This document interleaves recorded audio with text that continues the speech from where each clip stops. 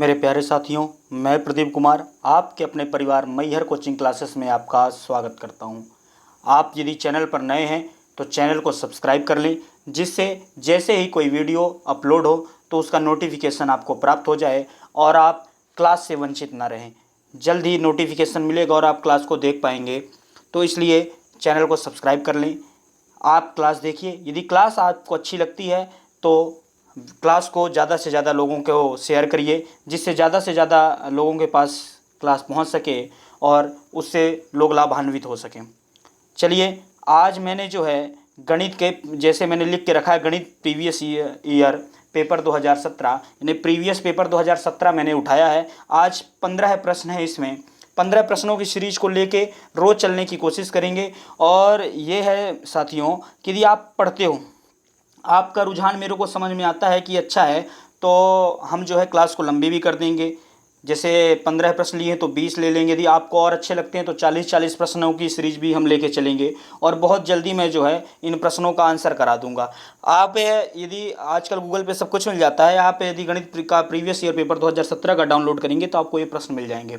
और इनका तरीका जो है मैं आपको बता दूंगा कि कैसे किन प्रश्नों को हल करना है, बहुत ही सरल तरीके से। चलिए, आज के पहले प्रश्न पे चलते हैं। हमारा पहला प्रश्न है आज का,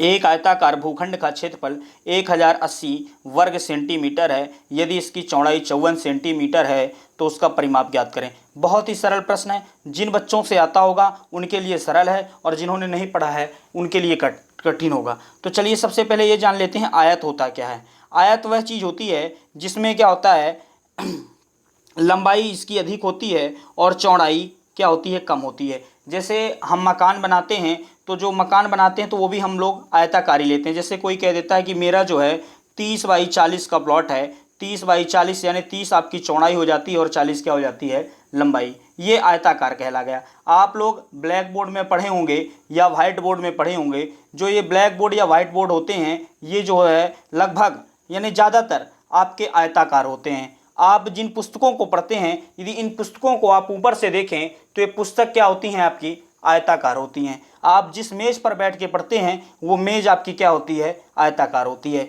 तो आयत के बहुत से उदाहरण हमारे जीवन में मिल जाएंगे आपको देखने के लिए। तो आप समझिए कि मैंने बना के रखा, ये आयत हो गया, ठीक है ना। ये एक मान लीजिए आयताकार भूखंड है। यदि मैं इसका नाम देना चाहूँ तो दे देता हूँ ABCD। इस भूखंड का क्षेत्रफल दिया होता है। क्षेत्रफल में हम पूरे एरिया को कवर कर रहे होते हैं। चलिए मैं आपको समझाता हूँ कैसे पूरे एरिया को। जैसे इसके अंदर का जो चीज़ है, ये पूरा एरिया कवर होगा आपका किस में, क्षेत्रफल में। जब भी क्षेत्रफल निकालेंगे तो पूरा एरिया कवर हो जाएगा। और यदि आप परिमाप निकालेंगे तो परिमाप को भी मैं बता देता हूँ क्या होता है। परिमाप में आप जैसे यहाँ पे हैं, यहाँ पे किसी पॉइंट पे हैं, जैसे आप मान लीजिए इस पॉइंट पे हैं। एक्चुअल में हम लोग जान नहीं पाते हैं परिमाप होता क्या है। परिमाप का यदि आप 6 स्टैंडर्ड की NCERT बुक उठाएंगे तो उसमें आपको मिलेगा परिमाप जो होता है टोटल लेंथ होती है, क्या होती है, कुल लंबाई होती है। मान लीजिए आप इस पॉइंट पे खड़े हुए हैं, D पॉइंट पे खड़े हुए हैं। D पॉइंट से आप इधर गए C पॉइंट, फिर B पॉइंट, फिर A में गए और फिर आप यदि D पे आ जाएंगे तो आपके द्वारा कितना चला गया, एक चक्कर पूरा कर लिया गया। यही एक चक्कर आपका क्या कहलाता है, परिमाप कहलाता है। क्या कहलाता है दोस्तों, परिमाप कहलाता है। यही वृत्त में आपकी परिधि कहलाता है। आप परिमाप को समझ गए होंगे। या फिर कह देते हैं चारों भुजाओं का योग कह देते हैं। क्या कह देते हैं परिमाप को, चारों भुजाओं का योग। जो चार भुजाएं हैं इसकी, इन चारों भुजाओं का योग। चलिए एक बार मैं फिर से जो है इसको हटा के बना देता हूं, चारों भुजाओं का योग। तो जैसे यदि इसका परिमाप निकालना है, ये आयत बन गया। तो अब आप लोग सोचते होंगे कि इसका सूत्र परिमाप का कैसे निकलता, तो मैं आपको बताता हूँ। ये वाला जो भाग होता है आपका, मान लीजिए ये A है, ये B, ये C और ये D। कलर चेंज कर देता हूं मैं। चलिए, तो ये वाला भाग लंबाई कहलाती है। ये क्या हो गई, आपकी लंबाई कहलाती है। ये वाला भाग आपका चौड़ाई कहलाता है। इस भाग को भी आप लंबाई ही कहते हैं। और ये वाला भाग भी क्या कहलाता है, चौड़ाई कहलाता है। यानी इसमें क्या होता है, दो लंबाई होती है, दो चौड़ाई होती है। यदि इसका परिमाप निकालेंगे तो यहाँ से यहाँ तक चले, फिर यहाँ से यहाँ गए, फिर यहाँ गए और फिर यहीं आ गए। तो हम क्या देखते हैं, हमने क्या चला, हम इसको शॉर्ट में लिखते जाएंगे। लंबाई धन चौड़ाई धन लंबाई धन चौड़ाई। तो आप देख रहे होंगे यहाँ पे 2 लंबाई और 2 चौड़ाई हैं। ये मैं आपको परिमाप बता रहा हूँ। क्या बता रहा हूँ? परिमाप, जिससे आपको सूत्र याद नहीं करना पड़ेगा। तो 2 लंबाई धन 2 चौड़ाई। अब आप इसमें देख रहे हैं कि 2 कॉमन है दोनों में, तो 2 को क्या कर लेंगे? कॉमन लेके बाहर निकाल लेंगे। तो 2 लंबाई धन चौड़ाई, यही परिमाप का सूत्र बन के बाहर आ जाता है। 2 गुणे लंबाई धन चौड़ाई, ये आयत का परिमाप होता है। हमको इसका परिमाप ही ज्ञात करना है। क्षेत्रफल बराबर क्या होता है? लंबाई गुणे चौड़ाई, यानी इस वाले भाग का और इस वाले भाग का गुणा। क्योंकि जैसे आप जमीन लेते हो तो कहते हैं ना कि हमारा प्लॉट जो है, मान लीजिए 30/40 का, जैसे मैंने उदाहरण दिया, या 40/50 का है, तो 40 गुणे 50 आप बताते हो, 40/50, 40 गुणे 50 यानी 2000 वर्ग फीट। तो क्षेत्रफल क्या होता है, इसको नोट कर लीजिएगा। आयत के क्षेत्रफल का सूत्र होता है, शॉर्ट में लिख रहा हूँ क्षेत्रफल को, लंबाई गुणे चौड़ाई। लंबाई को भी शॉर्ट में लिख रहा हूँ, लंबाई गुणे चौड़ाई। ये आयत का क्या होता है? क्षेत्रफल होता है। इस बात को नोट कर लीजिए। चलिए अब इस प्रश्न पे चलते हैं। ये प्रश्न आखिरकार कह क्या रहा है? तो प्रश्न कह रहा है एक आयताकार भूखंड का क्षेत्रफल 1080 वर्ग सेंटीमीटर है। यदि इसकी चौड़ाई 54 सेंटीमीटर है तो परिमाप ज्ञात कीजिए। ठीक है ना, चौड़ाई दी हुई है, लंबाई ज्ञात नहीं है। हमको पता है क्षेत्रफल आयत का क्या होता है, क्षेत्रफल बराबर हमने आपको बताया लंबाई गुणे चौड़ाई।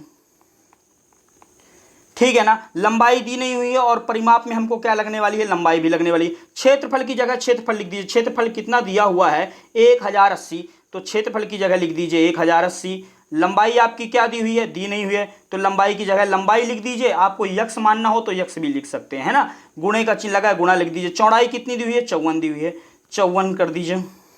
ये 54 इधर गुणे में है, इधर आएगा तो कहे में हो जाएगा, भाग में आ जाएगा। तो 1080 भागे क्या कर दोगे आप? 54 कर दोगे, जब बटे में बराबर लंबाई।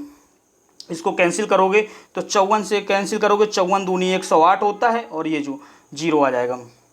लंबाई कितनी आ गई आपकी? 20 आ गई। और मैंने परिमाप का सूत्र आपको बताया। आपको इतना सब लिखना नहीं है, मैं आपको बता रहा हूँ केवल जिससे आपको समझ में आए, सीधे आपको कर देना है। ये लंबाई गुणे चौड़ाई भी नहीं लिखना है, सब माइंड में रहना चाहिए और कैलकुलेट करना। जब आप शुरू में किसी चीज़ की प्रैक्टिस कर रहे हो तो भले ही आप लिख कर प्रैक्टिस कर लो, लेकिन बाद में धीरे धीरे हमको कुछ चीज़ें हटाती जाननी है, जिससे हमारा जो है मात्र 10 सेकंड में आंसर आ जाए। तो परिमाप बराबर होता है 2 गुणे लंबाई धन चौड़ाई। लंबाई कितनी आ गई? 20। चौड़ाई कितनी दी हुई है आपकी? 54, बराबर 2 गुणे क्या हो जाएगा? 20 और 54 को आप जोड़ोगे तो कितना आ जाएगा? 74 आ जाएगा। तो 2 चौको 8 और 2 सत्ते 14, 148 सेंटीमीटर आपका क्या आ जाएगा? परिमाप आ जाएगा। देखिए किस ऑप्शन पे दिया हुआ है, option number second right answer हो जाएगा। आशा करता हूं इस प्रश्न को आप अच्छी तरह से समझ गए होंगे, है ना। चलिए अगले प्रश्न पे चलते हैं। हमारा अगला प्रश्न है द्विघात समीकरण a² + 5a + 6 = 0 के मूल हैं। हमको मूल ज्ञात करना है। अब हम मूल ज्ञात कर रहे हैं, मूल ज्ञात करने के लिए हमको फॉर्मूला पता होना चाहिए इसके लिए, ठीक है ना। तो मैं फॉर्मूला आपको बता देता हूँ, इस फार्मूला को आप जरूर नोट कर लीजिएगा। ये फार्मूला होता है x बराबर -b + -√b² - 4ac upon 2a। मैं फॉर्मूला का प्रयोग बहुत ही कम करता हूं, पर जब भी कहीं पे फॉर्मूले से ज़्यादा जल्दी आंसर आ जाता है तो फॉर्मूले का प्रयोग करता हूं। तो इस फॉर्मूले को याद रख लीजिएगा, इससे हम क्या निकाल लेंगे? मूल निकाल लेंगे। आप देख रहे होंगे यहाँ पे दिया हुआ -b, तो b, a और c, तो हमको पता होना चाहिए b a c क्या है। ये जो आप देख रहे हैं a², ये a वाला भाग हो गया, ये b वाला भाग हो गया, और ये c वाला भाग हो गया। अब हम इसमें देखना है a b c में जो अचर कौन इसके साथ में है। a² में क्या अचर है? एक अचर है, एक का मल्टीप्लाई है 1 गुणे a² है। एक का किसी भी चीज़ के साथ मल्टीप्लाई करने पे उसके मान में परिवर्तन नहीं होता है। तो यहाँ पर a की वैल्यू कितनी दी हुई है? 1 दी हुई है। b की वैल्यू कितनी दी है? 5 दी है। कितनी दी है? 5 दी हुई है। और c की वैल्यू कितनी दी हुई है? 6 दी हुई है। तो 6 लिख लीजिए। हमको पता हो गया a बराबर 1, b बराबर 5 जो साथ में मल्टीपल हैं, और c बराबर क्या हो गया? 6 हो गया। अब इसका मूल निकालना है, कुछ नहीं करना, आपको फॉर्मूले पे रख देना है। -b दिया हुआ है तो 5 के आगे क्या लगा देंगे? माइनस का चिन्ह लगा दीजिए। प्लस माइनस दिया, प्लस माइनस कर दीजिए। √b², b का स्क्वायर, b का मान कितना? 5, तो 5 का स्क्वायर कर दीजिए, माइनस 4ac, 4 × a का मान कितना है? 1, c का मान है 6, बटे में क्या है आपका? 2a।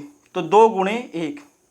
अब आप इसको कैलकुलेट आगे करेंगे तो -5 प्लस माइनस ये कितना हो जाएगा आपका 5 का स्क्वायर 25, माइनस का चिन्ह लगा, माइनस लगा दिए, 4 गुणे 1 गुणे 6 करेंगे तो कितना आ जाएगा 4 छंग 24 बटे 2 ए है तो बटे लिख दीजिए 2, 2 गुणे 1 का मल्टीप्लाई 2 हो जाएगा। आगे इस प्रश्न को हल करते हैं तो क्या हो जाएगा -5 प्लस माइनस 25 में से 24 जाएगा तो कितना आ जाएगा √1 आ जाएगा, बटे क्या हो जाएगा 2 हो जाएगा। आप ये बताइए √1 है तो बाहर निकलेगा तो कितना आ जाएगा 1 आ जाएगा, क्योंकि इसमें जोड़ा बनेगा तो 1 गुणे 1 भी लिख सकते हैं, तो 2 का जोड़ा बन गया। यहाँ पे एक्चुअल में रहता है क्या है 2, यानी √ यदि 1 है तो 1 की घाते क्या लिखा हुआ है 1/2 भी इसको लिख सकते हैं। समझ रहे हैं बात को।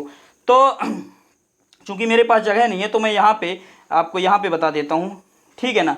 तो क्या हो जाएगा -5 प्लस माइनस 1/2, एक बार आप प्लस रख लीजिए एक बार माइनस रख दीजिए तो दोनों मूल आपको ज्ञात हो जाएंगे। तो यदि एक बार हम चलिए प्लस रख लेते हैं तो क्या हो जाएगा -5 प्लस 1/2, -5 में से +1 माइनस घट जाएगा, ठीक है ना, प्लस में से माइनस घट जाता है तो क्या आ जाएगा आपका -4/2। अब -4/2 बराबर कितना आ जाएगा -2। एक मूल तो आपको क्या प्राप्त हो गया -2 प्राप्त हो गया। आप वैसे भी देख सकते हैं किसी भी ऑप्शन में केवल चौथे ऑप्शन में -2 है तो वैसे भी चौथा ऑप्शन हमारा सही हो जाएगा, लेकिन फिर भी इसको आगे कर लेते हैं। तो कुछ चीज़ मैं मिटाऊंगा तो चलिए कुछ चीज़ हटा देता हूं मैं यहाँ से, तो वहाँ पे मैं आपको नोट करा दूंगा। क्या हो जाएगा फिर अभी यहाँ पे क्या रखे थे प्लस का चिन्ह लिए थे, एक बार पॉजिटिव लिए हैं, क्या लिए यहाँ पे प्लस का चिन्ह लिए थे, अब क्या ले लेते हैं निगेटिव चिन्ह ले लेते हैं। तो क्या हो जाएगा आगे जब हल करेंगे तो -5 क्या हो जाएगा -1/2, तो -6/2, -6 में 2 का भाग देंगे तो कितना आ जाएगा 3 बार में जाएगा और माइनस का चिन्ह है तो -3, तो -2 और -3 इसके मूल आ गए। ऑप्शन नंबर चौथा इसका राइट आंसर हो जाएगा। उम्मीद करता हूं इस प्रश्न को आप समझ गए होंगे। चलिए अगले प्रश्न पे चलते हैं।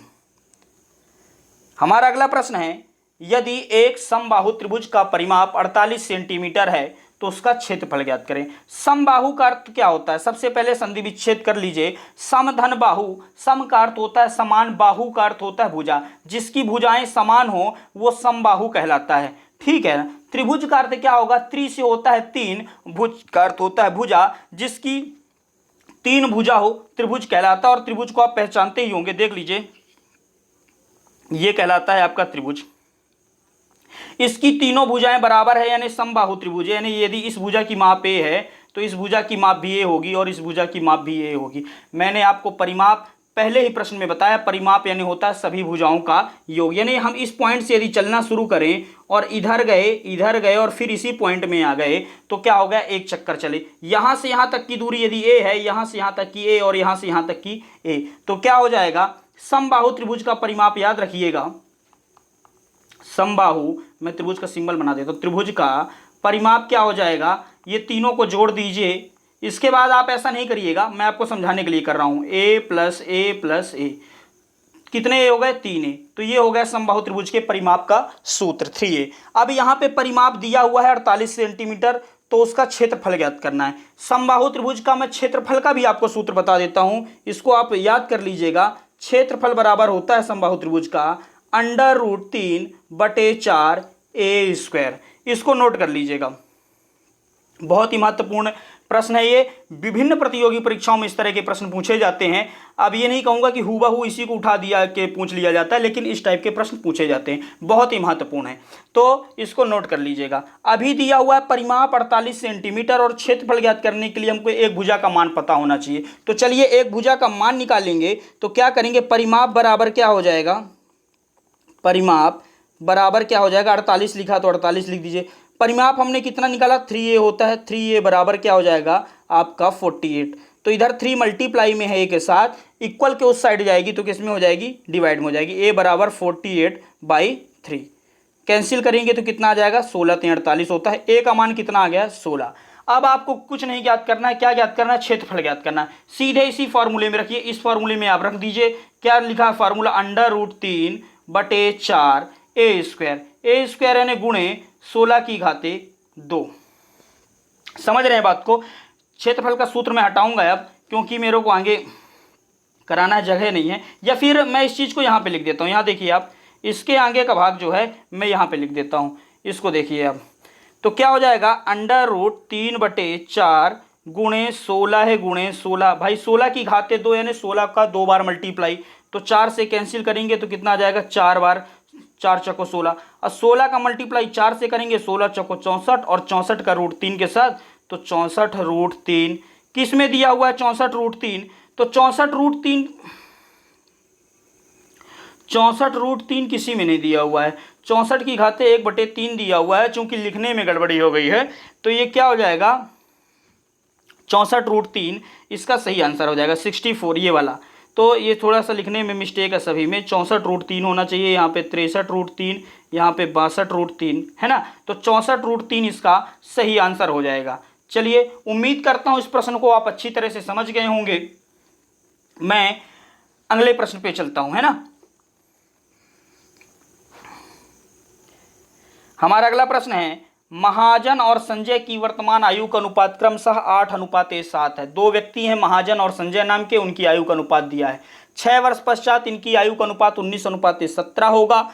10 वर्ष पश्चात इनकी आयु का अंतर ज्ञात कीजिए। अब देखिए साथियों, कुछ लोगों को समझ में आ गया होगा, लेकिन कुछ लोग नहीं सोच पा रहे होंगे। 10 वर्ष पश्चात उनकी आयु का अंतर ज्ञात कीजिए, ये लाइन कोई मतलब की नहीं है, केवल इतनी मतलब की है, इनकी आयु का अंतर बताइए, केवल इतने मतलब का है। आप ये बताइए, यदि आपका कोई भाई है, आपसे 2 साल बड़ा है या 2 साल छोटा, मान लीजिए 2 साल बड़ा है आपका भाई, आप 10 साल के हो आज वर्तमान में, और आपका भाई 12 वर्ष का है, ठीक है ना। तो अब यदि आपसे पूछे, अभी आप दोनों की आयु में कितने का अंतर है, 2 वर्ष का अंतर है, और यदि आपसे कोई प्रश्न करे कि 10 साल बाद आपकी और आपके भाई की उम्र में कितने का अंतर हो जाएगा, तो बाबू जितने साल का अभी अंतर है उतना ही अंतर है, अंतर तो घट बढ़ जाएगा नहीं।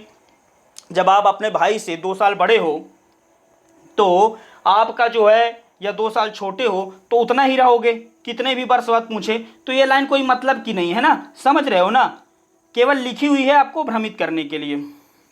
चलो मैं इस प्रश्न का आंसर बताता हूं, क्या है, चलो करो आंसर। महाजन और संजय की वर्तमान आयु का अनुपात, इसको 2 तरीके से कर सकते हैं। दिया हुआ वर्तमान आयु का अनुपात कितना दिया हुआ है, 8:7 वर्तमान आयु का अनुपात दिया हुआ है। 6 वर्ष पश्चात इनकी आयु का अनुपात कितना हो जाएगा, 19:17 हो जाएगा, ठीक है ना। इस तरीके से तो मैं बताता हूं आपको। अब आप देखिए 8 और 19, 7 और 17 के बीच में समान गैप है, तो आप देखेंगे 8 और 19 में 11 का अंतर है, 7 17 में 10 का अंतर है, यानी इक्वल नहीं है, हम समीकरण नहीं बना पाएंगे। तो अब ये क्या करना है, 8 और 7 में देखिए कितने का अंतर आ रहा है, 1 का अंतर। 19 और 17 में कितने का अंतर आ रहा है, 2 का अंतर, यानी इन दोनों में अंतर समान होना चाहिए। यानी यदि इसमें 1 का अंतर आ रहा है तो इसमें भी 1 आना चाहिए, यदि इसमें 2 है तो इसमें भी 2 आना चाहिए। अब इस 1 में कितने का मल्टीप्लाई कर दें कि ये अंतर आपका कितने का हो जाए, 2 हो जाए।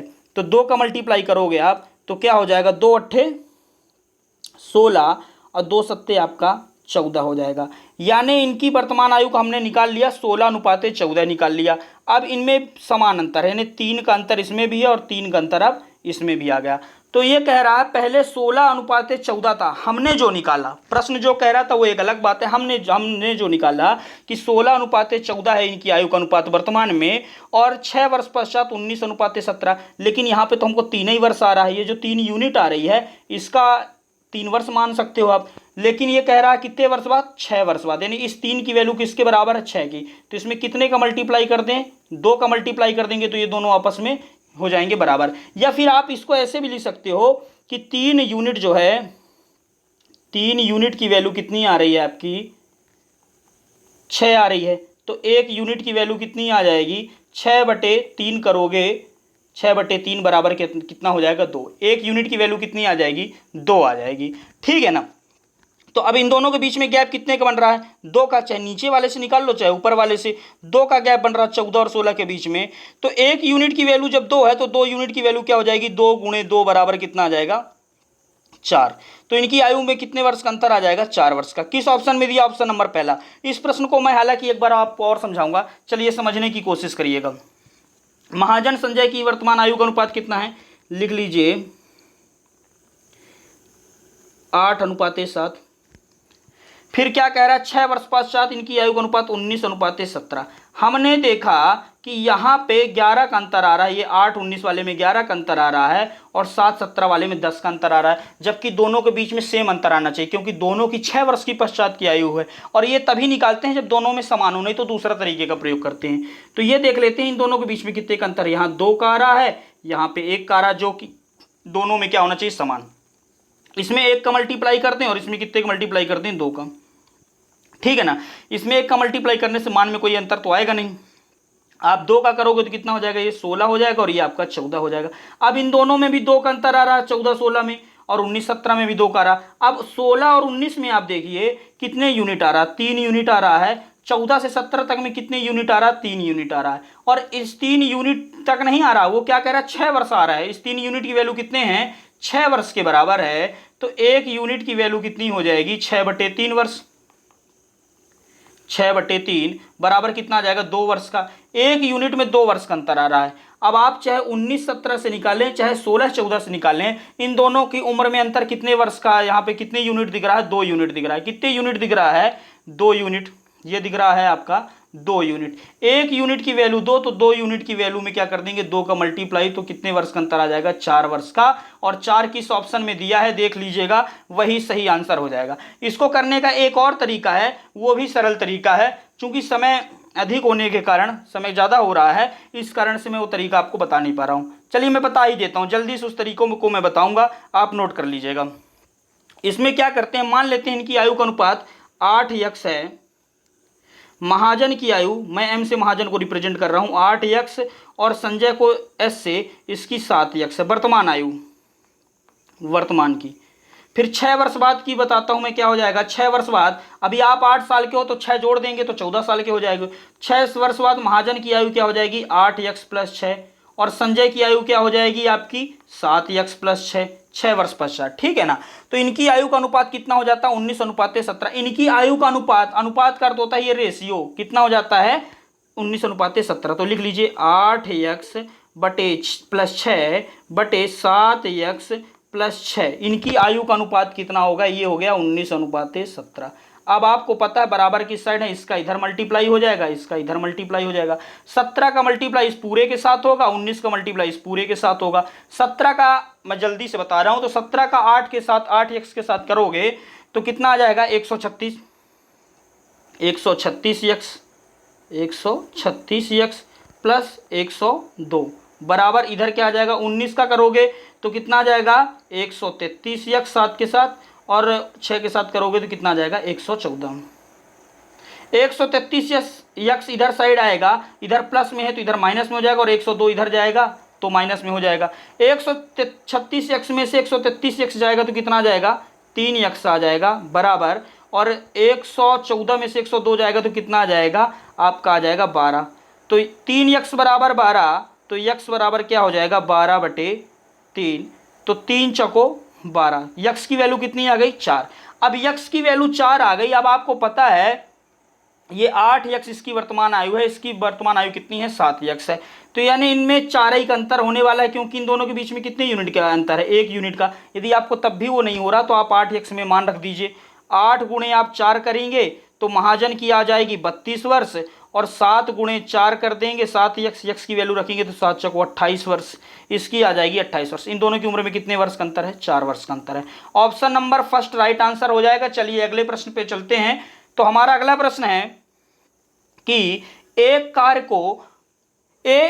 को 12 दिनों में समाप्त कर सकता है, बी ए की अपेक्षा 50% अधिक कुशल है, तदनुसार बी वही कार्य कितने दिन में कर लेगा। मैं बहुत ही सरल तरीके से इसको बताऊंगा, आप ध्यान रखिएगा। मैं टाइम एंड वर्क हालांकि अभी पढ़ा ही रहा था, इस टाइप का एक प्रश्न मैंने कराया है, तो चलिए आप इसको करने की कोशिश करिएगा, है ना। रोक कर वीडियो को एक बार करने की कोशिश करिएगा, फिर देखिएगा आपका आंसर आता है कि नहीं। ए एक कार्य को 12 दिन में कर सकता है। अब इस लाइन को पढ़िए, बी जो है ए की अपेक्षा 50% अधिक कुशल है, ठीक है ना। तो ये लिख लीजिए ए, ये लिख लीजिए बी। ये क्षमता का रेशियो दिया हुआ है, किसका रेशियो दिखा रहा है, क्षमता का। बी ए की अपेक्षा 50% अधिक कुशल। यदि किसी काम को यदि ये 100 काम करता है, उतने ही समय में ये कितना काम कर लेगा, 150। इसको और छोटे रेशियो में कन्वर्ट करना है तो 50 से कैंसिल कर दिए, 50 दूनी 100, ये 50 से हो जाएगा 50 3 150। तो ये क्षमता इसकी 2 हो गई और इसकी क्षमता बाबू कितनी हो गई, 3 हो गई।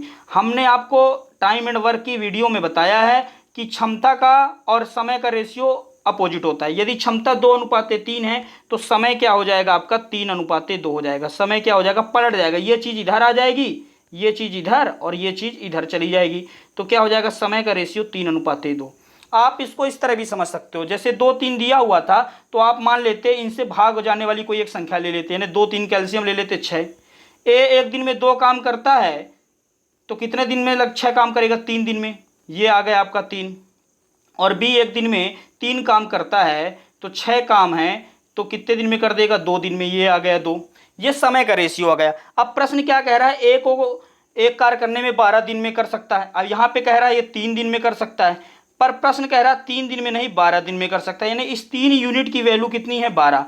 तो 3 में 3 का भाग इस 12 में दे देंगे तो कितना आ जाएगा, 4। यानी 3 × 4। या एक चीज़ ये समझा करो आप कि ये जो बाबू 3 रहता है, इस 3 यूनिट की वैल्यू 12 है तो 1 यूनिट की क्या करोगे, 12/3 निकाल लोगे 4। और दूसरा तरीका ये है, एरो बना दो 3, ये पक्ष और ये पक्ष आपस में बराबर करना है हमको। तो इसमें कितने का मल्टीप्लाई कर दें कि इसके बराबर हो जाए। समझ रहे हो बात को, कितने का, 4 का। यानी 1 यूनिट की वैल्यू कितनी निकल आई, 4। तो बी में भी 2 यूनिट की वैल्यू कितनी हो जाएगी, 2 × 4 = 8। तो बी को कितने दिन का समय लगेगा, 8 दिन का। ऑप्शन नंबर पहला राइट आंसर हो जाएगा। चलिए एक बार इस प्रश्न को मैं और समझाता हूं, जल्दी से आपको समझिएगा। बी ए की अपेक्षा 50% अधिक कुशल, बस इस पॉइंट को नोट करना है, लिख लीजिए ए बी। बी ए की अपेक्षा, यदि ए की क्षमता जो है 100 काम करने की है तो बी उतने ही समय में 150 काम करेगा। 50% अधिक कुशल है। 100 का 50% निकालोगे, ये तो आपको पता है, 50% निकालोगे तो कितना जाएगा, 50। यानी 100 है तो 50% अधिक, 100 से 50 अधिक, 100 का और 50 अधिक 150 हो जाएगा। तो इसको छोटे रेशियो में कन्वर्ट कर देंगे, 50 दूनी 100, 50 3 150। 2:3 किसका आ गया, क्षमता का। तो समय का रेशियो क्या होता है, केवल चेंज करना होता है। इस चीज़ को उठा के यहाँ रख दो और इस चीज़ को उठा के यहाँ रख दो, तो 3:2 समय का आ गया। अब इसको 3 यूनिट का समय लग रहा है ए को, और इसको 2 यूनिट का। पर ये कह रहा है 3 यूनिट का समय नहीं लग रहा, टोटल कितने दिन लग रहे हैं, 12 दिन लग रहे हैं। तो 1 यूनिट की वैल्यू कितनी हो जाएगी, 4। तो इसी प्रकार जब 1 यूनिट की वैल्यू 4 तो इसको 2 यूनिट का समय लग रहा है बी को, तो 2 यूनिट का समय लग रहा है। 1 यूनिट की वैल्यू 4 है तो 2 × 4 करोगे तो 8 दिन का समय लगेगा। कितने दिन का, 8 दिन का। किस ऑप्शन में दिया, पहले ऑप्शन में। चलिए अगले प्रश्न पे चलते हैं। हमारा अगला प्रश्न है, ये आपका सिंप्लीफिकेशन से आ गया, सरलीकरण से। 3800 - 22 × 1968 divide by 48 is equal to, यहाँ पे क्या है आपका, क्वेश्चन मार्क × 7। चलिए इसको सॉल्व करते हैं। ये जो क्वेश्चन मार्क वाला है, यहाँ पे आप यक्स वगैरह भी लिखना चाहो तो लिख सकते हो, है ना। चलो मैं एक बार प्रश्न को ऐसे ही लिख लेता हूँ, फिर मैं बताता हूँ क्या लिखा है। 3800 - 22 × 968 divide by 48 is equal to, मैं यहाँ पे x लिख लेता हूँ, x × 7, माना ये x है वैल्यू। सबसे पहले क्या करना होता है, बोर्ड मास के नियम का पालन करना होता है, BODMAS. B for bracket यानी कोष्टक सॉल्व करना होता है। सबसे पहले कोष्टक को यानी ब्रैकेट को, ओ फॉर ऑफ यानी आपको जो है का जो का दिया रहता है उसका को सॉल्व करना है, डिवाइड को फिर सॉल्व करना है, भाग को सॉल्व करना है, फिर मल्टीप्लिकेशन को, फिर एडिशन को, फिर सबसेक्शन को। मतलब सबसे पहले कोष्टक, फिर का, फिर भाग, फिर गुणा, फिर जोड़, फिर घटाना। ये बोर्ड मास है, ठीक है ना। जब सिंप्लीफिकेशन चैप्टर पढ़ाऊंगा तो और अच्छे से इसको डिफाइन करूंगा मैं आपको, तो अभी आप समझ गए होंगे। तो सबसे पहले ब्रैकेट को, फिर उसके बाद का को, ना ब्रैकेट है यहाँ पे ना का है। इसके बाद क्या लिखा हुआ, डिवाइड को करना, डिवाइड के यानी भाग को, भाग के बाद किसको, गुणा को, गुणा के बाद जोड़ को, जोड़ के बाद घटाने को। तो अब यहाँ पे भाग दिया हो तो सबसे पहले भाग को करेंगे। तो 1968 आपका जो दिया है इसमें आप 48 का भाग देंगे, ठीक है ना। तो 48 का भाग देंगे, तो भाग दे के आप साइड में यदि देखना चाहें तो ऐसे लिख लीजिए, चूंकि थोड़ा सा बड़ी संख्या है, यदि देखना चाहें तो आप ऐसे करके लिख सकते हैं। 48 को ऐसे भाग दे दीजिए, तो कितने बार में जाएगा अभी आपका, 4 बार में पूरा पूरा चला जाएगा। तो कितना आ जाएगा, 4 × 8 = 32 की 2 4 4 19, 4 × 16 3 19, 6 में से 2 जाएगा 4, ये कट जाएगा। ये कितना आ गया, 48। कितने बार में गया, 41 बार में। तो इसको सॉल्व करने के बाद यहाँ पे लिख लीजिए 3800 - 22 गुणे 41 बराबर x गुणे 7। आगे लिखेंगे 3800 माइनस, अब क्या करेंगे मल्टीप्लाई करेंगे, पहले घटाएंगे नहीं, पहले अब मल्टीप्लाई करेंगे। भाग का काम हो गया, भाग के बाद आपको गुणा करना है। तो 22 का मल्टीप्लाई इसके साथ करेंगे तो 22 एकम 22 की 2, हासिल कितनी आ गई आपकी, यानी कैरी कितनी आ गई, 2 आ गई। 22 चौको 88, 2 कितना हो जाएगा 90, 902 बराबर x गुणे 7। 10 में से 2 जाएगा, भाई इसके पास है नहीं, इससे लेगा, ये चीज़ तो आती होगी, अब बच्चों वाला तो नहीं बताऊंगा मैं। 10 में से 2 जाएगा आपका 8 आ जाएगा, ये 9 बचेगा, 9 आ गया, ये आपका 7 बचा। कितना बचा, क्योंकि एक हासिल दे दिया था, 7 बचा, इससे लिया तो 17। 17 में से 9 जाएगा तो कितना आ जाएगा आपका 8 आ जाएगा, और ये कितना आ जाएगा आपका 3 से कितना कम हो जाएगा, 1 कम 2 हो जाएगा, बराबर x गुणे 7 था तो 7 इधर डिवाइड के इस साइड आ जाएगा, ये आ गया 7, तो ये डिवाइड में हो जाएगा, पहले मल्टीप्लाई में था x इज इक्वल टू भाग 2, 7 चको 28, 7 एकम 7 बचा कितना 2, 7 चको 28, 414 x की वैल्यू आ गई। 414 किस ऑप्शन में दी है, पहले ऑप्शन में दी है, पहला ऑप्शन राइट आंसर हो जाएगा। इस प्रश्न को 2 बार नहीं बताऊंगा मैं, क्योंकि ये बहुत ही सरल प्रश्न है। चलिए अगले प्रश्न पे चलते हैं। 6 संख्याओं का औसत 32 है, यदि पहली 3 संख्याओं में प्रत्येक में 2 की वृद्धि कर दी जाए और शेष 3 संख्याओं में प्रत्येक में 4 घटा दिया जाए तो नया औसत क्या है। चलो बहुत ही सरल प्रश्न है, कुछ नहीं करना है, इसको ध्यान रखना है। पहले क्या कह रहा है, पहली 3 संख्याओं में कितने की वृद्धि की जाए, 2 की, यानी हर संख्या में 2 की वृद्धि हो रही। कितनी संख्या, 3 संख्या, तो 2 गुणे 3 बराबर टोटल वृद्धि कितनी हुई 6 की। और क्या कह रहा है, 3 संख्याओं में से प्रत्येक में 4 घटा दी जाए। अब प्रत्येक संख्या में से कितना घटा रहा है, 4 घटा रहा है, यानी 4 गुणे 3, यानी कितने की कमी हुई, 12 की। ये आपकी क्या हुई थी, ये आपकी वृद्धि हुई थी 6 की, और कमी कितनी हुई 12 की। अब बताओ इसमें वृद्धि ज़्यादा है कि कमी ज़्यादा, कमी ज़्यादा। कमी कितनी हुई, यदि इन दोनों को देखेंगे, ये प्लस हो रहा है और ये माइनस हो रहा है, तो कितने की कमी हुई, -6। -6 घट जाना चाहिए, किसमें से, 6 संख्याओं का औसत 32 है, ठीक है ना। औसत बराबर छोटी क्लासों में दिया रहता है, औसत का फार्मूला आंकड़ों का योग बटे आंकड़ों की संख्या। मैं लिख देता हूँ आपको समझने के लिए, लिख लीजिएगा। आंकड़ों का या प्रेक्षणों का भी लिखा रहता है, ठीक है ना। आंकड़ों का योग बटे आंकड़ों की संख्या, आंकड़ों की संख्या, ये रहता है फॉर्मूला औसत का। अब हमको क्या निकालना है, 6 संख्याओं का औसत। आंकड़ों का योग बराबर क्या हो जाएगा, औसत गुणे आंकड़ों की संख्या, इन दोनों का मल्टीप्लाई हो जाएगा। यदि आंकड़ों का योग निकालना है तो ये इधर बराबर में भाग में है, उधर जाएगा तो मल्टीप्लाई में। अब हमको इन 6 संख्याओं का योग निकालना है, कितना था योग, तो क्या हो जाएगा 6 गुणे 32, औसत कितना, औसत 32, आंकड़ों की संख्या कितनी 6, मल्टीप्लाई कर दिए, 6 दूनी 12 की 2, 6 त्रिक 18 और 1 19। 192 पहले औसत था, जिसमें अब कितने की कमी आ रही है, 6 की कमी आ रही है, तो 6 माइनस कर दीजिए। 12 में से 6 जाएगा, 6 आ जाएगा, ये आपका बच्चा 8, और ये 186। 186 आपका हो गया, ठीक है ना। फिर आप क्या करेंगे, 186 में कितने का, 6 संख्याओं का औसत था, आंकड़ों का योग कितना है 186। अब यहाँ पे औसत निकालना है फिर से, तो आंकड़ों का योग कितना दिया 186, आंकड़ों की संख्या कितनी दी हुई है 6, ये लिख दीजिए। तो 6 त्रिक 18 और 6 एकम 6, कितना आया 31 आ गया आंसर। किस ऑप्शन में दिया है, ऑप्शन नंबर सेकंड। या इसको आप यहाँ से भी सॉल्व कर सकते थे, आप यहाँ तक करने के बाद ये सब करने की कुछ जरूरत ही नहीं पड़ती आपको, यहाँ तक बस करते आप तो आपका आंसर आ जाता। जैसे 6 घटाना था, ठीक है ना, तो जब 6 आप घटाओगे तो प्रत्येक संख्या में 1 की कमी होगी। भाई 6 कम हो रहा है तो प्रत्येक संख्याओं में जब 1 कमेगा तो औसत में भी 1 की कमी आएगी, तो 32 में से 1 घटाते आप तो कितना आ जाता 31 आ जाता, जो कि आपका राइट आंसर हो जाता। समझ रहे हो ना बात को। भाई 6 की कमी आ रही है, संख्याएं कितनी है 6, यानी हर संख्या में 1 की गिरावट हो रही होगी, तो औसत में भी 1 की गिरावट हो जाती। 32 में से 1 घटाते 31 आ जाता, वैसे भी आ जाता। तो आशा करता हूं इस प्रश्न को आप समझ गए होंगे। अगले प्रश्न पे चलते हैं। हमारा अगला प्रश्न है, निम्नलिखित श्रेणी में प्रश्नवाचक चिन्ह के स्थान पर क्या आना चाहिए। यह सीरीज वाला प्रश्न आपके रीजनिंग में भी आता है, मैथ में भी आता है। तो इन प्रश्नों को हल करने के लिए क्या है, मैंने अपनी ऑफलाइन क्लासों में बताया है, तो जो मेरे ऑफलाइन क्लास के बच्चे होंगे वो जानते होंगे कि जब जैसे आप ये सीरीज देख रहे हैं 110 फिर 132 156 फिर क्वेश्चन मार्क है फिर 210, जब कोई सीरीज एकदम से धीरे धीरे बढ़े तो क्या होगा, जोड़ होगा। जब धीरे धीरे घटे तो क्या हो जाएगा आपका घटाना हो जाएगा, है ना, माइनस हो जाएगा। और यदि एकदम से वृद्धि हो रही है संख्या में, जैसे यहाँ पे लिखी होती 3, 3 के बाद सीधे लिख दिया मान लीजिए 12, 12 के बाद लिख दिया मान लीजिए 48 लिख दिया, 48 के बाद फिर कुछ और लिख दिया, है ना, 192 लिख दिया, तो यहाँ पे अचानक वृद्धि हो रही है ना, तो क्या हो जाता है यहाँ पे मल्टीप्लिकेशन हो जाता। लेकिन यहाँ पे धीरे धीरे वृद्धि हो रही, तो क्या होगा यहाँ पे जोड़ होगा। 110 132 में यहीं से बता देता हूँ आपको, 110 में कितना जोड़ोगे तो 132 आएगा। आप कहोगे कि 22 जोड़ने पे आएगा, ये 22 हो गया। 132 में से कितना जोड़ोगे 156 आएगा। तो बड़ी संख्या में छोटी संख्या को माइनस कर दोगे, वैसे भी पता चल जाएगा। 6 में से 2 गया आपका 4, 5 में से 3 गया 2 और 1 में से 1 गया 0, यानी 24 की वृद्धि यहाँ पे हुई।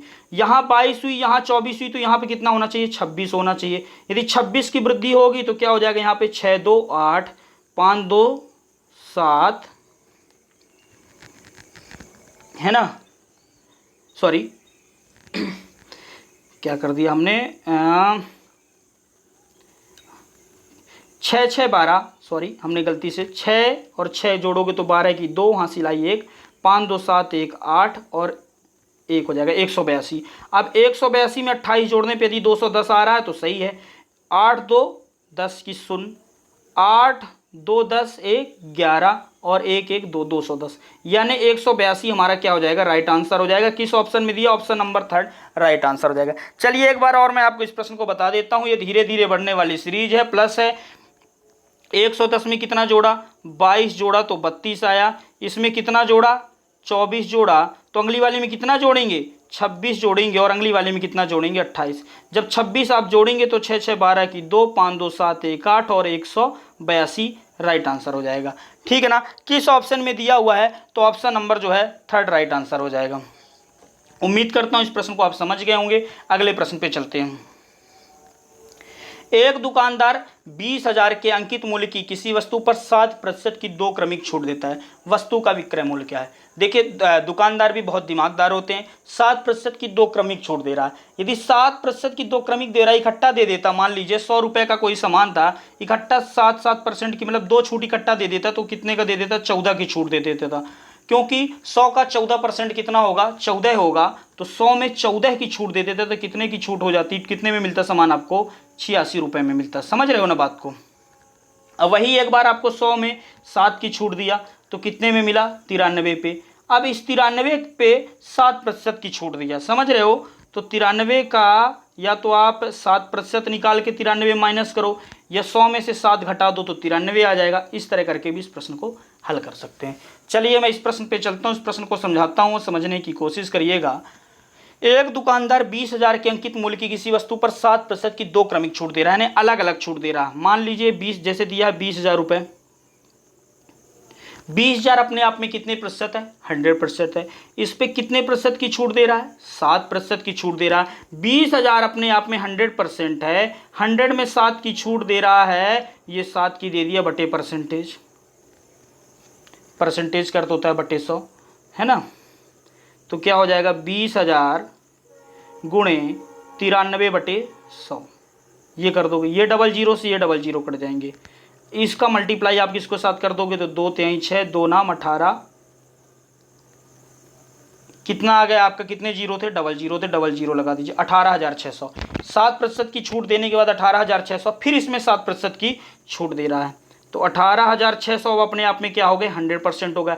इस 100% पे 7% की देगा, यानी 100 में से 7 माइनस करोगे आप तो कितना आ जाएगा, 93 आ जाएगा। 100 में से 7 माइनस करोगे बटे 100 तो कितना आ जाएगा, 18,600 गुणे 93 बटे 100,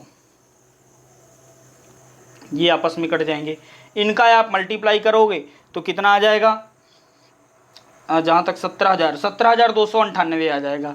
ठीक है ना, कितना आ जाएगा, 17,000। आप मल्टीप्लाई करके देख लेना, इतना ही आएगा, 17,298। किस ऑप्शन में दिया हुआ है, ऑप्शन नंबर 4 में। यही आपका क्या हो जाएगा, राइट आंसर हो जाएगा, है ना।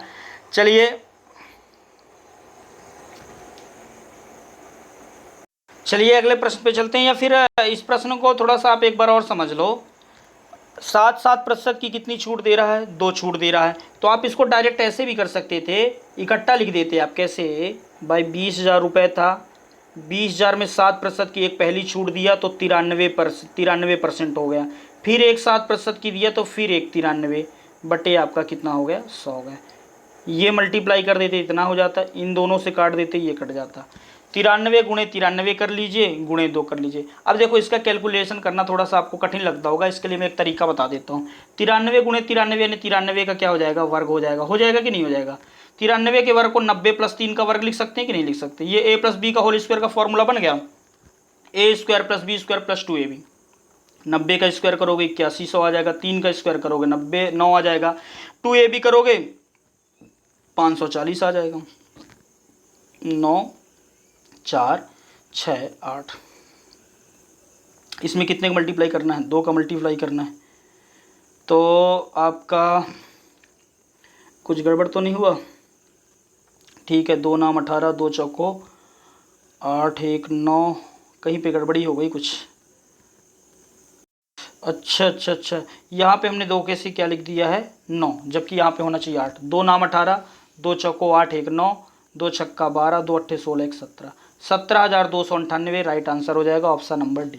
चलिए अगले प्रश्न पे चलते हैं। उम्मीद करता हूँ ये प्रश्न आपको समझ में आ गया होगा। अगले प्रश्न पे चलते हैं। यदि प्रश्न समझ में नहीं आ रहा है तो कमेंट सेक्शन पे कमेंट करिएगा, है ना। इसी टाइप के दूसरे प्रश्न करा देंगे। अब अगला प्रश्न है, दो संख्याओं ज्ञात करें जिनका योग 29 है और उनका गुणनफल 100 है। चलो इस प्रश्न को हल करने से पहले बेसिक से हल करेंगे इस प्रश्न को। तो मान लेते हैं, मान क्या लेते हैं, एक संख्या x है। फर्स्ट जो नंबर है आपका फर्स्ट नंबर क्या हो जाएगा आपका x मान लेते हैं। सेकंड क्या मानना पड़ेगा फिर 29 - x। अब ये क्यों माने, इनका योग 29 है यानी x + 29 - x। x में से x कट जाएगा, इनका योग कितना आ गया 29 आ गया, और गुणनफल कितना है 100 है। तो चलिए क्या कर देते हैं, हम इन दोनों का गुणन कर देते हैं। पहली संख्या गुणे दूसरी संख्या, x गुणे 29 - x = 100। यही प्रश्न कह रहा है, और गुणनफल 100। इन दोनों का गुणनफल कर दिए 100 आ गए। x का मल्टीप्लाई 29 के साथ करेंगे, 29x - x² = 100 हो जाएगा। अब ये 100 इस साइड आ जाएगा तो किस में हो जाएगा, माइनस में हो जाएगा। तो 29x - x² - 100 = 0। अब क्या हो जाएगा, x² को आगे रखना है तो माइनस का मल्टीप्लाई कर देंगे पूरे समीकरण में, इधर साइड भी करेंगे। शून्य में माइनस का मल्टीप्लाई करने से कोई फर्क नहीं पड़ेगा। तो ये क्या समीकरण बन जाएगा, 2 घात समीकरण, x² - 29x + 100 = 0। अब इसमें क्या होता है, द्विघात समीकरण को हल करने के लिए जिन बच्चों ने 10वीं में थोड़ा सा भी ठीक ढंग से पढ़ा होगा तो उनको आता होगा, ये a पद हो गया, ये c पद हो गया। हमने एक प्रश्न में आपको बताया भी है। a और c का मन ही मन में आप गुणा करिए, कितना आएगा भाई 100 का, और x² का मन ही मन गुणा करेंगे तो कितना आएगा 100x²। कहीं पे साइड में लिखना है तो लिख भी लीजिए।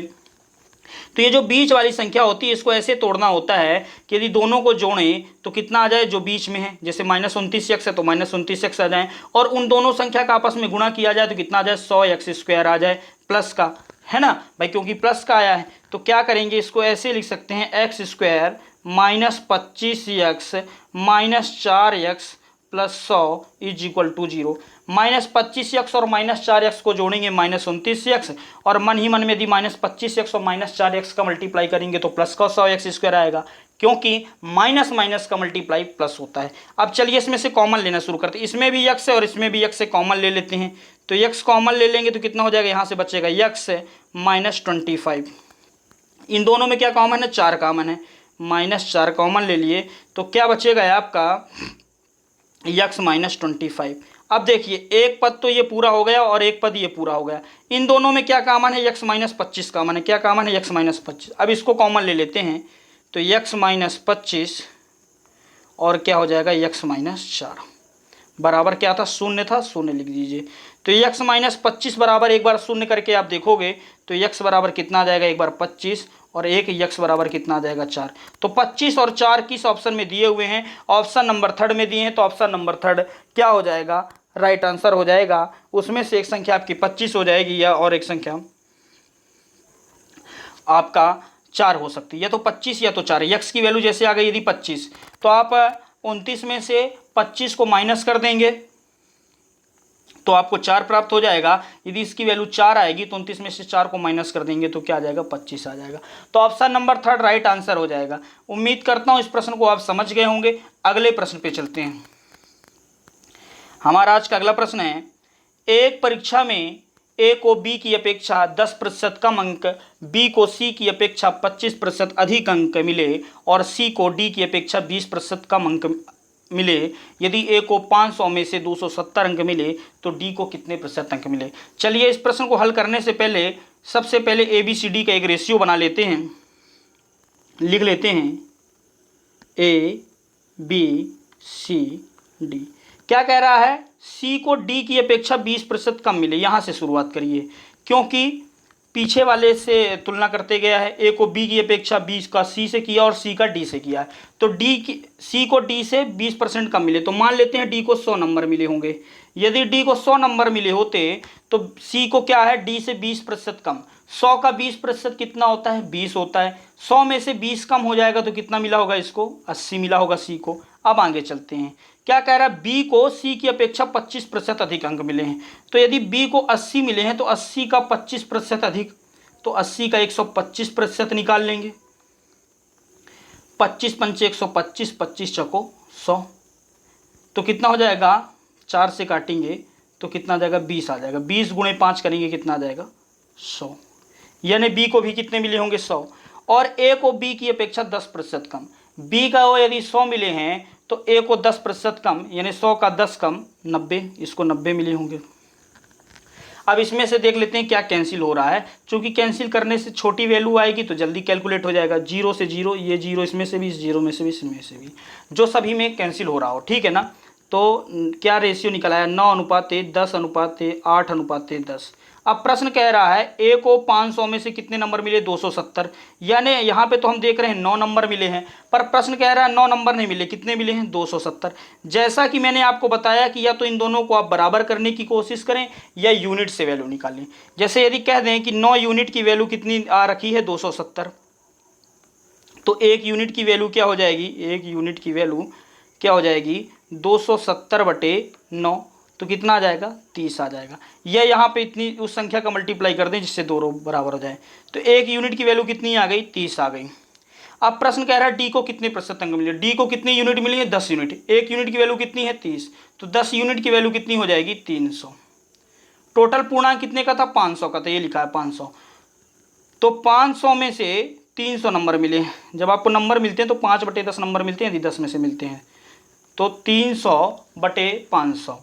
टोटल नंबर नीचे रहेंगे, प्राप्त किए गए नंबर ऊपर। और किसी भी भिन्न को प्रतिशत में कन्वर्ट करना हो तो 100 से मल्टीप्लाई करते हैं। इस बात को गांठ मान लीजिए आप, बहुत ही अच्छा तरीका है ये। किसी भी मतलब भिन्न है, ये भिन्न है, अंश बटे हर के रूप में जो संख्या लिखी होती है वो भिन्न कहलाती है। ये ऊपर का हिस्सा अंश कहलाता है, नीचे का हिस्सा हर। इसको 100 से मल्टीप्लाई कर देंगे। ये 00 से ये 00 कट जाएगा, 5 छक्का 30 और 0 0, 60 आंसर आने 60%। 60 किस ऑप्शन में दिया, पहले ऑप्शन में, तो पहला सही हो जाएगा। ये विभिन्न प्रतियोगी पर इसको डबल स्टार लगा लीजिएगा आप लोग। ये बार बार कई परीक्षाओं में पूछा गया प्रश्न है, समझ रहे होंगे आप मेरी बात को। मैं एक बार इस प्रश्न को और समझा देता हूं आपको, है ना। चलिए क्या कह रहा था, ये बहुत महत्वपूर्ण प्रश्न है इसलिए एक बार इसको और समझा देते हैं। पहले ए बी सी डी का रेशियो बना लीजिए आप, ए बी सी और डी। चूंकि तुलना डी से कर रहा है, डी को डी जो है क्या कह रहा है, ए को बी की अपेक्षा 10% कम मिले, बी को सी की अपेक्षा 25% अधिक और सी को डी की अपेक्षा 20% कम। तो सबसे पहले हमको डी की वैल्यू पता होना चाहिए, तो सी की होगी, सी से बी की ज्ञात करेंगे और बी से ए की ज्ञात करेंगे। मान लेते हैं डी को यदि 100 अंक मिले होते तो सी को डी से 20% कम। 100 का 20 कितना होता है, 20%, 20 होता है, तो 100 में से 20 कम कितना मिले होंगे, 80 मिले होंगे अंक। फिर आगे प्रश्न कह रहा है कि इसको 25% अधिक अंक मिले, किससे, सी से, किसको, बी को। ये लाइन पढ़िएगा आप। तो इसमें से क्या कैलकुलेट आप करेंगे, 25% अधिक, या तो आप 80 का 25% पहले निकालिए, बच्चों वाला तरीका। 25 से कम 25, 25 चौको 100, ये 4 से काटेंगे 20, 20 अधिक 80 में 20 अधिक 100।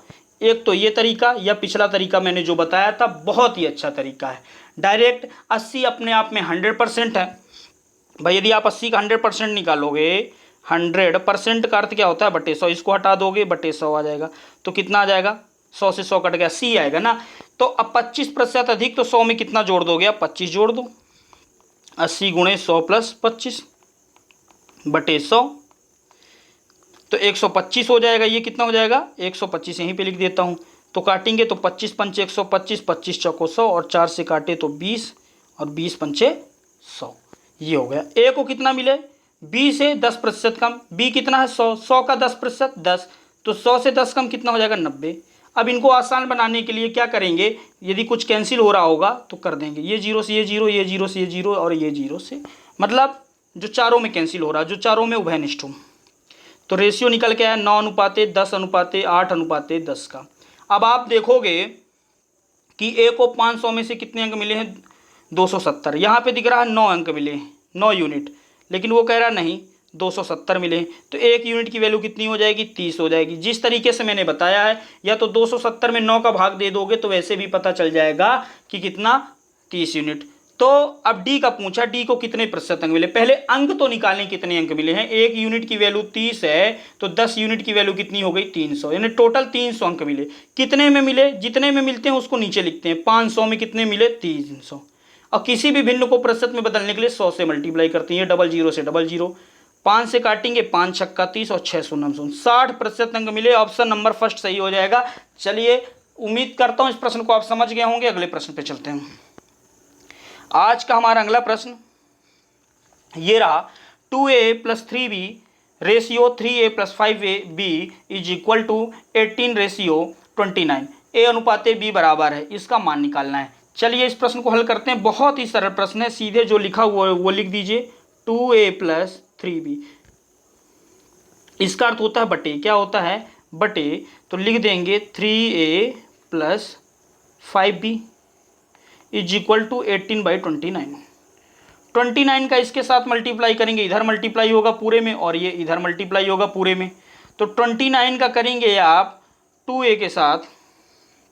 चलो मैं थोड़ा सा स्टेप बढ़ा देता हूँ। 2a + 3b is equal to 18 3a + 5b। 29 दूनी कितना होता है, 58 होता है। तो लिख दीजिए 58a। 29 तेई कितना होता है, 87b। 18 तेई 54a, और 18 पंचे 90b। ये 54a इधर जाएगा 58a के साइड, इधर प्लस में, इधर माइनस में। 87b इधर जाएगा 90b के साइड में। तो 58a - 54a बराबर, ये भाई इधर प्लस में था, इधर आएगा तो माइनस में हो जाएगा। 90b - 87b, 87 उधर प्लस में था, इधर आएगा तो माइनस में। 58a में से 54a माइनस करेंगे, कितना आ जाएगा, 3a आ जाएगा। 90b में से आप करेंगे, सॉरी 4a आएगा, यहाँ पे गलती से 3a लिख गया, 4a आएगा। कितना आ जाएगा, 4a। और 90b में से 87b घटाएंगे तो कितना आ जाएगा, 3b आ जाएगा। अब अपने को a अनुपात b निकालना है। तो इस b इधर मल्टीप्लाई में इधर आएगा तो डिवाइड में हो जाएगा, ये इधर मल्टीप्लाई में उधर जाएगा तो डिवाइड में आ जाएगा। तो a/b बराबर क्या हो जाएगा, 3/4, यानी a अनुपात b बराबर 3/4। किस ऑप्शन में दिया, 3/4।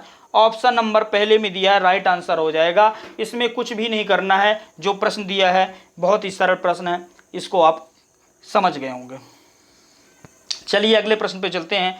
हमारा अगला प्रश्न आज का, 120 मीटर लंबी एक रेलगाड़ी 90 किलोमीटर प्रति घंटा की गति से चल रही है, तो 230 मीटर लंबे प्लेटफॉर्म को पार करने में यह कितना समय लेगी।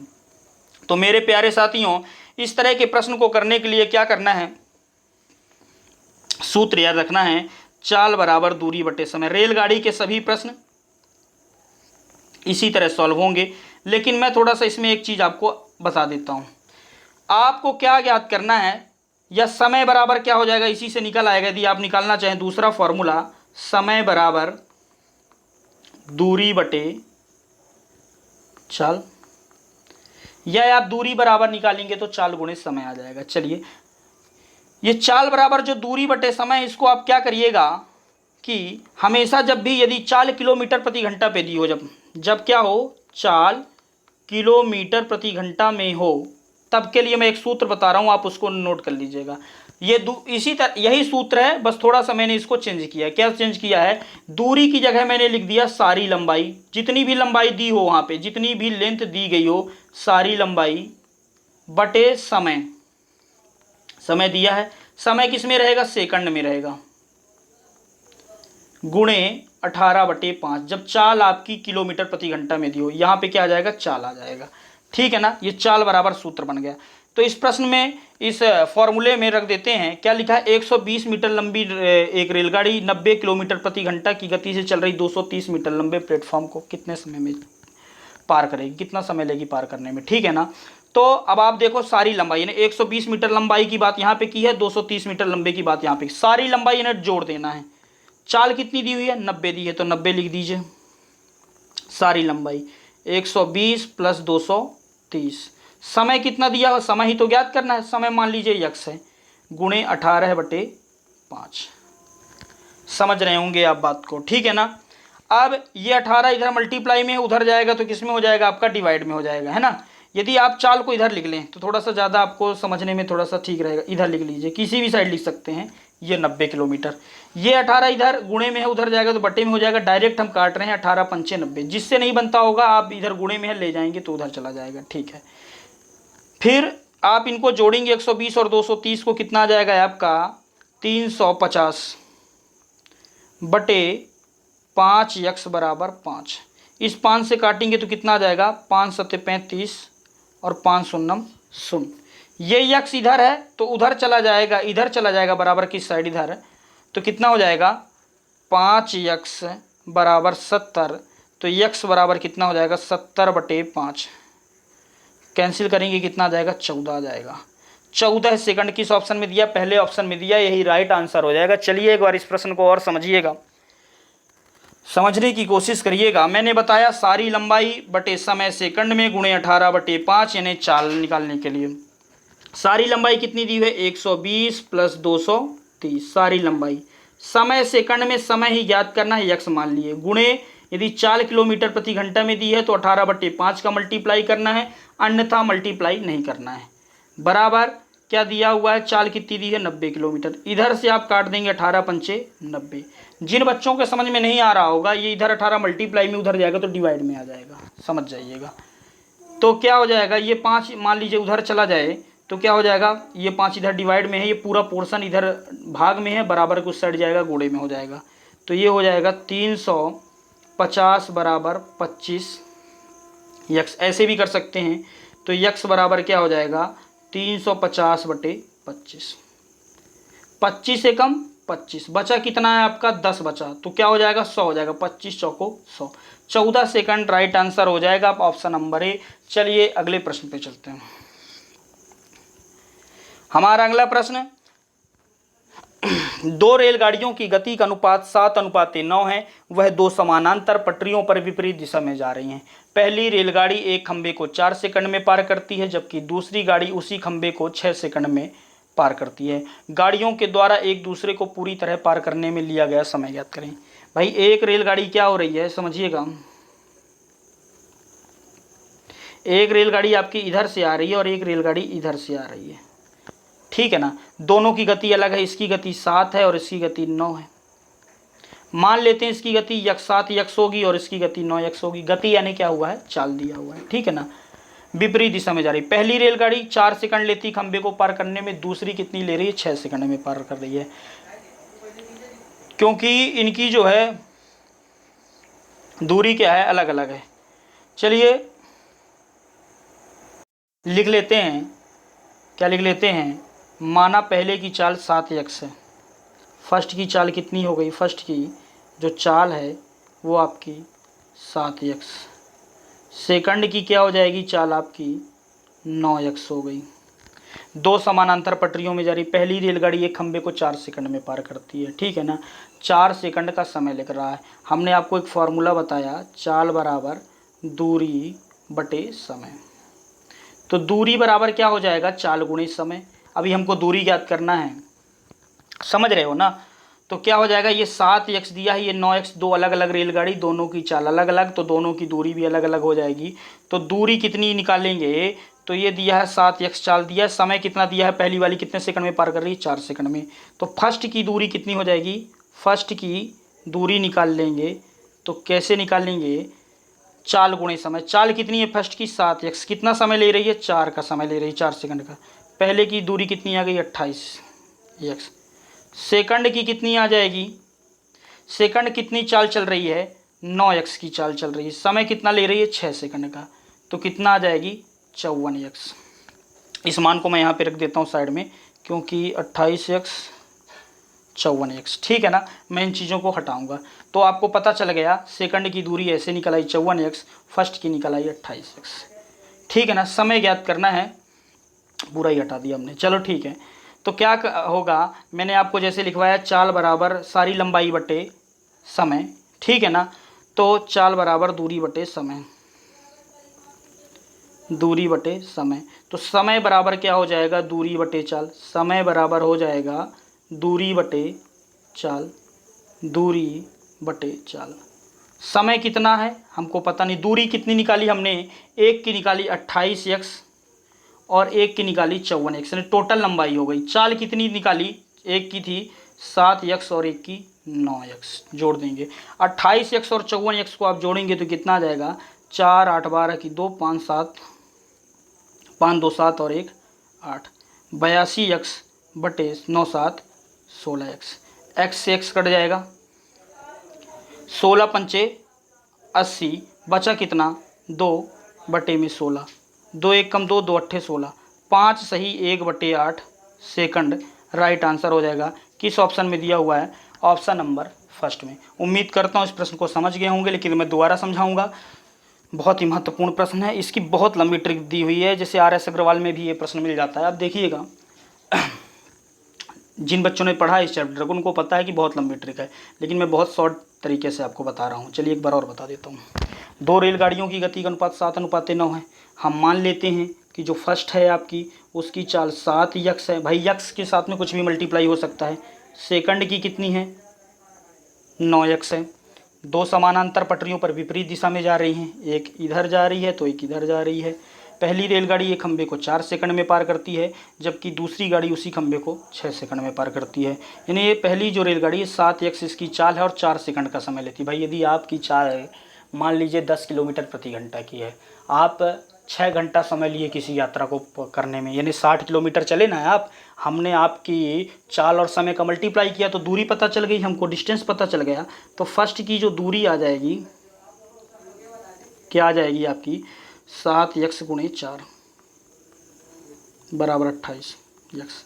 सेकंड की क्या आ जाएगी, इसी प्रकार सेकंड की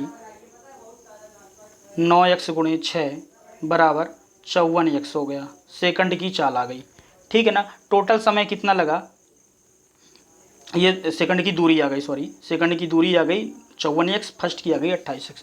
टोटल चाल कितनी है, 7x और 9x। टोटल चाल को टोटल दूरी कर से भाग दे देंगे। समय बराबर क्या होता है, दूरी बटे चाल, दूरी बटे चाल। दूरी कितनी total, 28x plus 54x, 28x plus 54x। समय कितना टोटल, चाल कितनी टोटल आपकी, 7x प्लस 9x। इसको आगे कैलकुलेट करते हैं, कुछ चीज़ हटा देता हूँ मैं। इसको आप जोड़ोगे तो कितना आ जाएगा, 4 8 12 की 2 5 7, 5 2 7 1 8, 82x बटे 16x। x से x कट जाएगा, 16 पंचे 80, बचा कितना 2, किससे डिवाइड कर रहे थे, 16 से, उसको नीचे लिख देंगे। 2 1 कम 2, 2 अट्ठे 16, 5 सही 1 बटे 8 सेकंड का समय लगा। किस ऑप्शन में दिया, पहले ऑप्शन में।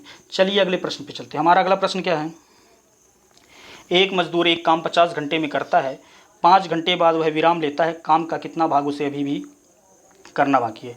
चलिए प्रश्न को हल करते हैं। कुछ नहीं है इस प्रश्न में, बहुत ही सरल प्रश्न है और आज का अंतिम प्रश्न है। समय ज़्यादा लग गया है, मैंने अपनी तरफ से पूरी कोशिश की है समझाने की आपको। वैसे चलिए देखते हैं इस प्रश्न को। एक मजदूर एक काम को 50 घंटे में कर सकता है, 5 घंटे बाद वह विराम लेता है। मतलब कोई मजदूर है, ए मजदूर है, 50 घंटे में किसी काम को फिनिश करता है। कितने घंटे काम कर दिया, 5 घंटे काम कर दिया। अभी कितने घंटे काम करना है उसको, 45 घंटे काम करना है ना। कितना काम करना है, कितना भाग अभी बाकी है, 45 घंटे काम करना है। कितने में से, 50 घंटे में से। भाई 50 घंटे टोटल कार, 45 घंटे का भी बाकी है, तो 5 नाम 45, 5 दाम 50, 9/10 करेंगे कितना आ जाएगा आपका 0.9। किस ऑप्शन में दिया हुआ है, ऑप्शन नंबर सेकंड में राइट हो जाएगा। एक बार और समझा देता हूँ मैं आपको। एक मजदूर 50 घंटे में काम पूरा कर देता है, मतलब किसी काम को करने में 50 घंटे तक का समय लग रहा था, 50 घंटे का काम था, 5 घंटा का काम उसने कर दिया, 5 घंटा काम किया, अभी बचा कितना 45 घंटा काम बचा है। कितने घंटे काम था टोटल, 50 घंटे का काम था जिसमें से 45 घंटा बाकी है, तो 5 नाम 45, 5 दाम 50, 9/10 करेंगे कितना आ जाएगा 0.9। तो 0.9 काम बाकी है, ये राइट आंसर हो जाएगा। उम्मीद करता हूँ आज के प्रश्नों की सीरीज आपको बहुत अच्छी लगी होगी। देखिए यदि कोई प्रश्न समझ में नहीं आता या मैंने जल्दीबाजी कर दी है किसी प्रश्न को समझाने पे तो आप बताइएगा, मैं उसी टाइप का नेक्स्ट प्रश्न करा दूंगा। ये जो मैं सीरीज लेके चल रहा हूँ उसमें लगभग एक ही टाइप के प्रश्न रहते हैं, कुछ अलग रहते हैं। तो आज से मैंने स्टार्ट किया है प्रीवियस ईयर पेपर 2017 कराने को, तो आप पढ़ते रहिए, अच्छे से पढ़िए। चलिए धन्यवाद।